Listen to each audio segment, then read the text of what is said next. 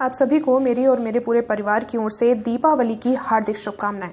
वैसे तो हम सभी बचपन से ही दीपावली से जुड़ी हुई प्रेरणादायक कहानियां और बातें सुनते और पढ़ते आ रहे हैं, लेकिन आज मैं दीपावली से जुड़े केवल उन 2 कॉन्सेप्ट पर बात करने जा रही हूं जिनसे हम न केवल बहुत कुछ सीख सकते हैं बल्कि उन्हें इम्प्लीमेंट करके अपने साथ साथ अपने देश को भी नई ऊंचाइयों तक पहुंचा सकते हैं। तो इसमें से पहला कॉन्सेप्ट अहम ब्रह्मास्मि की अवधारणा से जुड़ा हुआ है, जिसके तहत हम भगवान श्री राम के जीवन चरित्र को देखकर यह समझ सकते हैं कि जिस प्रकार अगर भगवान चाहे तो मनुष्य के रूप में अवतरित हो सकते हैं, उसी प्रकार अगर मनुष्य चाहे तो अपने अच्छे कर्मों और नैतिक आचरण की वजह से ईश्वरत्व को प्राप्त कर समाज में पूजनीय स्थान प्राप्त कर सकता है। इसके अलावा दीपावली से जुड़ी हुई दूसरी अवधारणा एनर्जी के कॉन्सेप्ट पर आधारित है, जिसके अनुसार ब्रह्मांड में 2 तरह की ऊर्जाएं अस्तित्व में हैं, पॉजिटिव एनर्जी और निगेटिव एनर्जी। और जैसा कि हम सभी जानते हैं कि हमारे यहाँ अंधकार और भय को निगेटिव एनर्जी तथा प्रकाश और निर्भयता को पॉजिटिव एनर्जी का संकेत माना जाता है।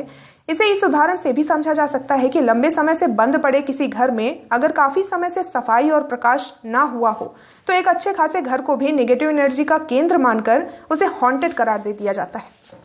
शायद इसीलिए हमारे बड़े बुजुर्ग हमें रोज घर पर दीपक जलाने की सलाह देते हैं। यानी दीपावली हमें भय मुक्त करने का त्योहार भी है।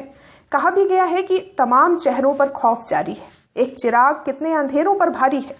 यहाँ सर्वाधिक आश्चर्यजनक बात यह है कि जिस साफ सफाई को पश्चिम से सीखने की सलाह हमें दी जाती है वह तो हमारे इस त्योहार का अभिन्न हिस्सा है।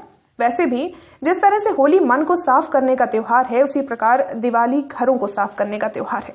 यानी बिना साफ सफाई के तो हमारे त्योहार ही अधूरे हैं।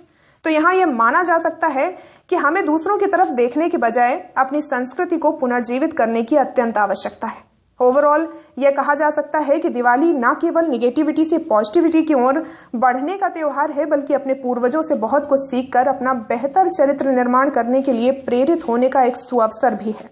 अंत में यह कहना चाहूंगी कि पटाखों को धर्म से जोड़कर उनका महिमा मंडन करना उचित नहीं है, क्योंकि पटाखों के बेहिसाब प्रयोग से होने वाले कई नुकसानों के अलावा हमारे बुजुर्गों और सांस के रोगियों के स्वास्थ्य को देखना भी हमारी जिम्मेदारी है। कहीं ऐसा ना हो कि अपनी खुशियों के दिखावे के अतिरेक में हम अपने ही लोगों के कष्टों का कारण बन जाएं।